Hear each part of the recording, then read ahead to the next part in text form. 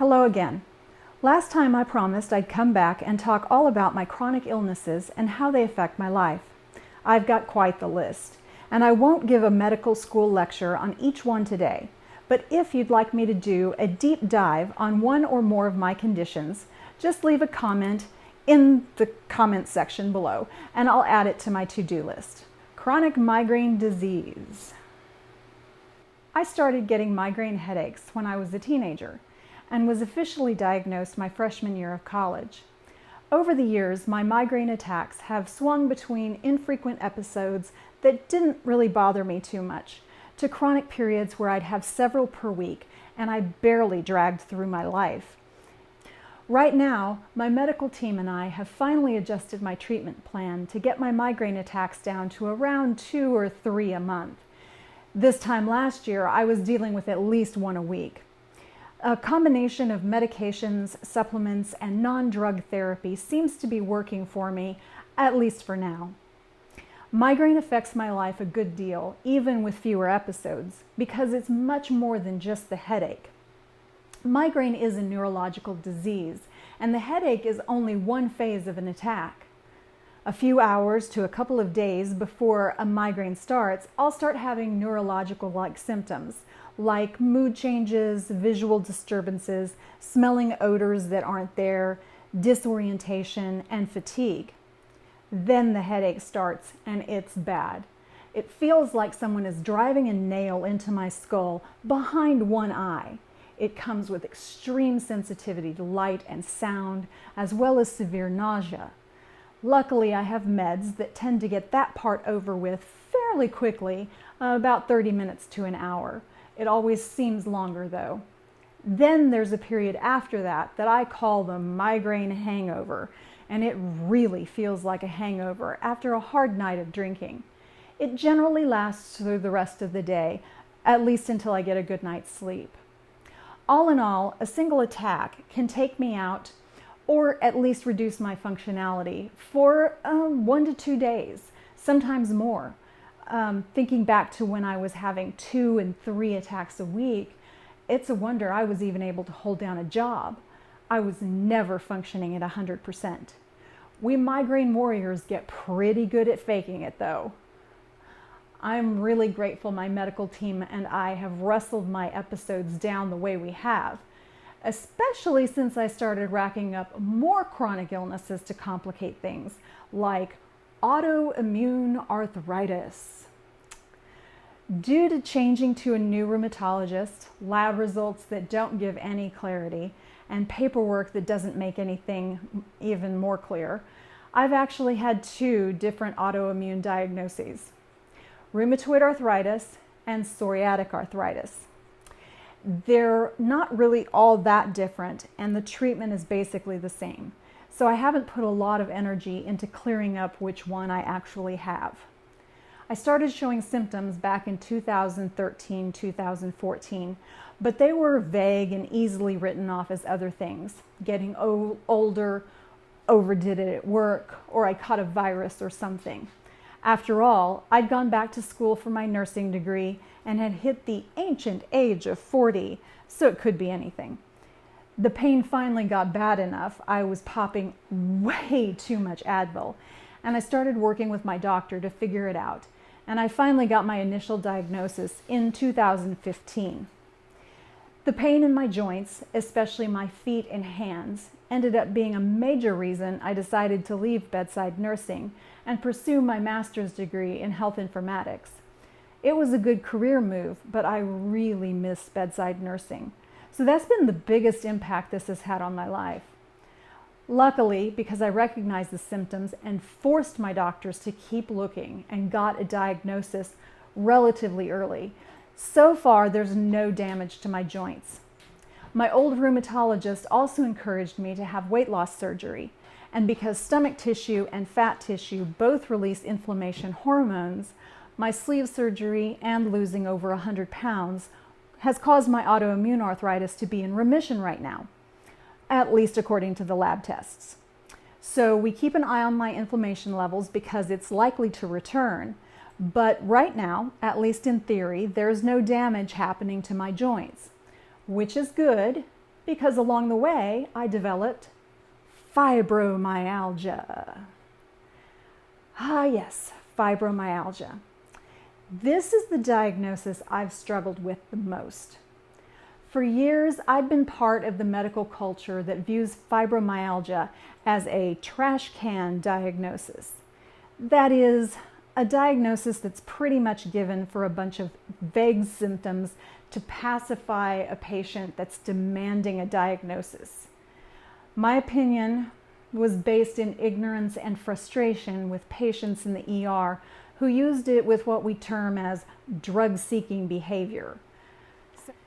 So needless to say, I was not happy to get this diagnosis from my rheumatologist when my pain and crushing fatigue persisted after my autoimmune arthritis was supposedly in remission. It didn't help that she was so flippant about it.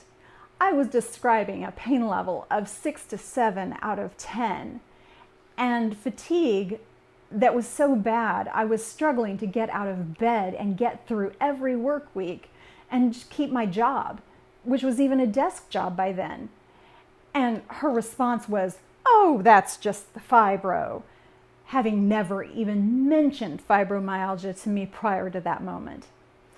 I've done a lot more research since then, and I'm now quite ashamed at myself for my previous attitude about the diagnosis. It's not only a real diagnosis, it's been acknowledged by experts since the 90s. There are clear diagnostic criteria and treatments. Medication has helped my pain and fatigue somewhat. My average daily pain level is around 2 or 3 out of 10, and my fatigue is annoying and draining, but ultimately something I can overcome most of the time.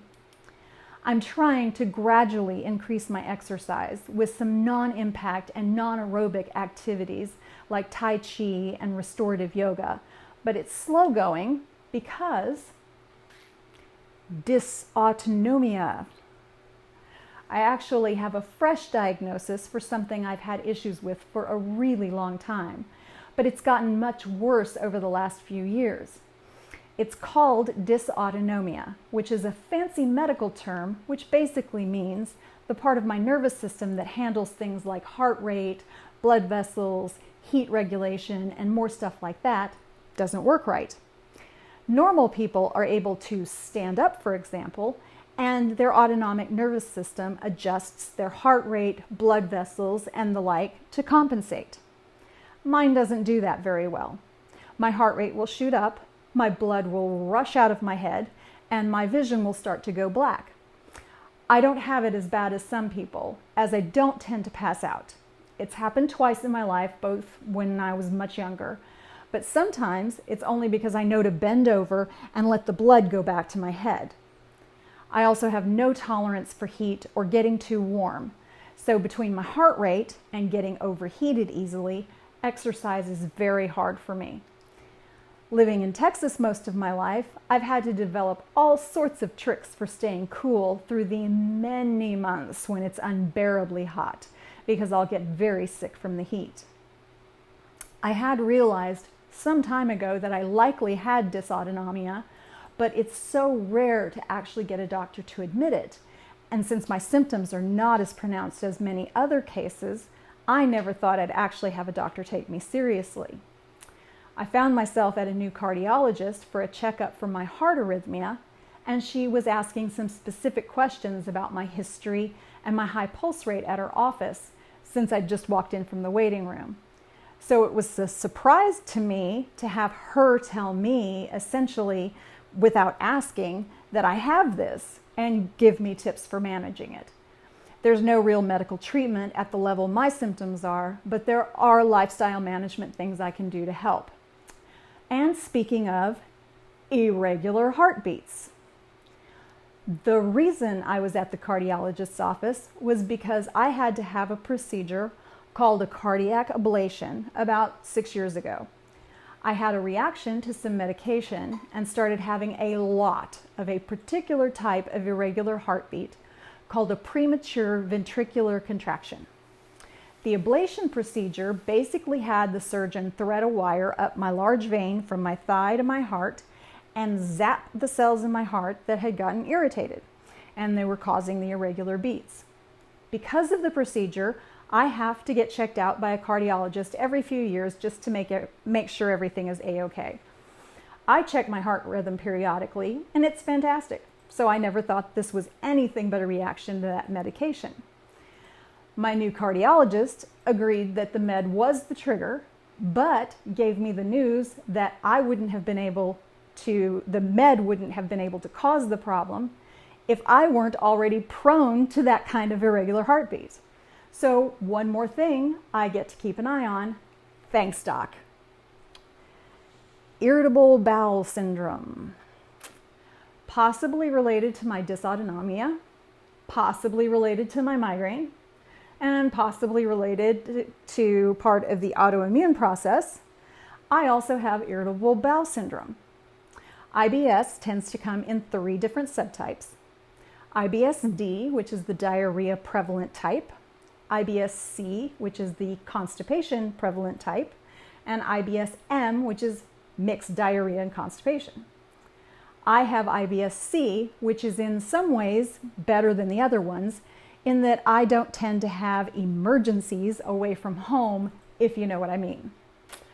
However, it does tend to add just another level of difficulty to all of the other stuff I have because of my medications, especially pain meds, have the side effect of causing constipation. My diet after weight loss surgery has to be protein forward, which tends to have a lot less fiber than is recommended and can tend to cause constipation. A couple of my diagnoses, as I mentioned, tend to cause constipation. Luckily, it's also mostly manageable. Drinking lots of water, taking the right supplements, and trying to increase my exercise tend to keep the symptoms at bay. Unfortunately, there are also things that will always trigger a flare, like traveling, getting dehydrated, and that leads to a lot more pain and more meds to get it back under control. Asthma. Last, and actually least, is my asthma. I was actually diagnosed at the age of 20, but I think I'd been having symptoms since we moved to Texas when I was 10. I take an allergy med that keeps it very well controlled, and most of the time I don't need to use my rescue inhaler for months or years at a time. Of course, that's when I have to go on a hunt for it in my closet for which bag I left it in, and I honestly tend to forget that I have it until I get into something I'm allergic to, like cigarette smoke or whatever pollen is in the South Texas in the fall that almost killed me many years ago on a campout, or when a pandemic virus comes to town and someone on the news says those with lung disease are particularly at risk. So yeah, that's the state of my chronic health conditions. I could write a book. I feel like the script for this video was a book. And if you lasted this long, you probably do too. One of the frustrating things many people with chronic illness face is the domino effect of the diagnoses. It's common for some of these diagnoses to cluster. And many people who get one chronic diagnosis very soon after find themselves with another, sometimes several more. Managing multiple health conditions is challenging. It usually means multiple doctors and specialists, lots of medications, and sometimes supplements to manage, and it can be incredibly tiring and stressful. I'm very lucky in that each of my individual conditions is either pretty well controlled or is a mild instance, but the effect on my life is definitely cumulative and it is significant. I have to pace myself and prioritize where I put my energy and time. I have to carefully manage and juggle all of my conditions and treatments, and sometimes it's a real balancing act. Often my personal life has to take a back seat to my work life so I can keep paying the bills and have health insurance. But I'm so lucky to have a job with the flexibility to allow me to stay productive around my health needs and provide good health insurance. And I have a really good healthcare team. And I am always grateful for all of this. With that, I will end this incredibly long video. And thank you for staying with me. And I will see you next time when I will share why I am called the anti-chick. Oh, and I'm supposed to remind you to like and subscribe and do those things wherever they are on the screen. So I'll see you later.